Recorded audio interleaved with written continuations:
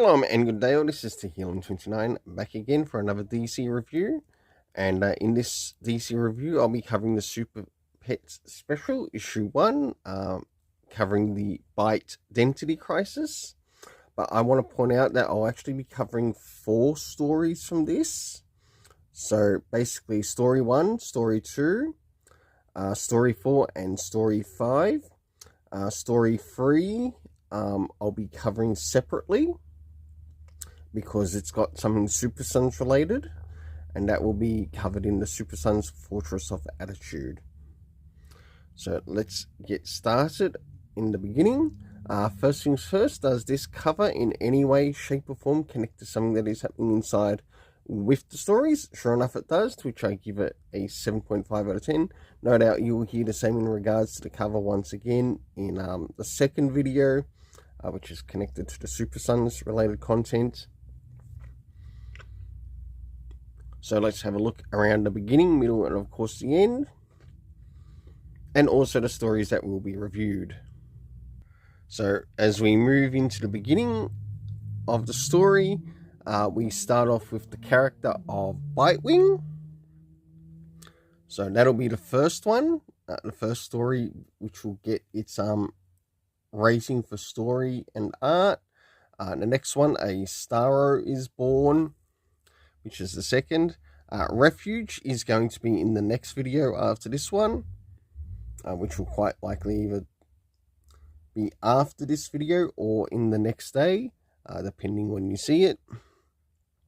Of course, we have Rex Star, or Dex Star, the Little Cat by Dan Waters, and Who Wolf's the Wolfsman, which is set in the Watchmen universe, but it's addressing the area of the pets of that universe. So let's have a bit of a look in regards to, say, the first story, and then I'll move on to the second story. I'll be missing the third story because that story will be coming up in the second video, next video, which connects to the Super Sons Fortress of Attitude. And then I'll be covering story 4, then story 5. So as this first story begins, we catch up with Nightwing and Oracle. So Dick and Babs, and we also catch up with Haley. Can someone please kill Haley off?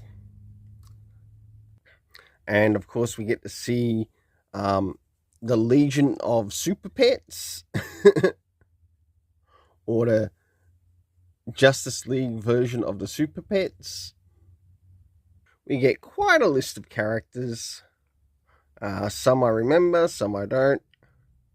Of course, we've got Damien's Bat Cow being there too, along with Ace the Bat Hound. And of course, as the story continues, they're moving into taking out one of the next villains within the story. And one thing I really quite like here, India, is that they actually set it up like an animal carrier, and I think that is really clever. We, of course, see him take on the villain, and what else is occurring? We see that Bitewing manages to, well, lick to death the villain. And as you look, as you see the villain from this angle, I must admit, the character appearance of the villain here looks very much and reminds me a lot of the character of the Phantom, as in the Phantom.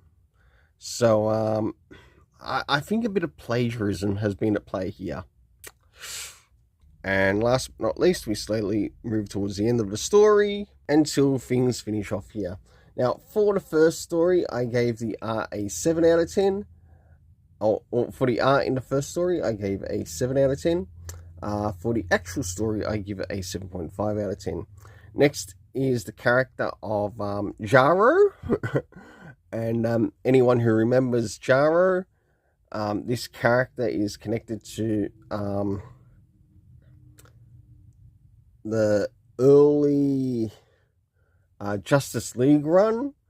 I think this is the one just before Zack Snyder came in. Oh, not Zack Snyder. I mean, Scott Snyder came in, and we get to see Starro is getting into the area of the entertainment industry. We, of course, see him rise up the charts until last but not least, he stops, Jarrow stops a broadcast that will put people into mind control. For this, I gave the art a 7 out of 10, but for the story, an 8 out of 10. As for Refuge, it's going to be covered in the next video. It's not going to be covered in this one.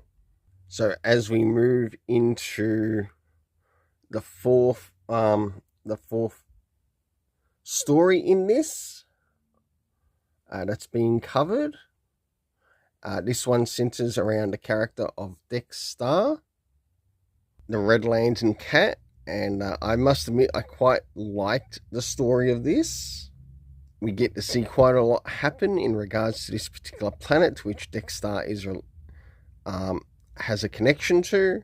We, of course, see the owner involved in the story, until last but not least, the very end.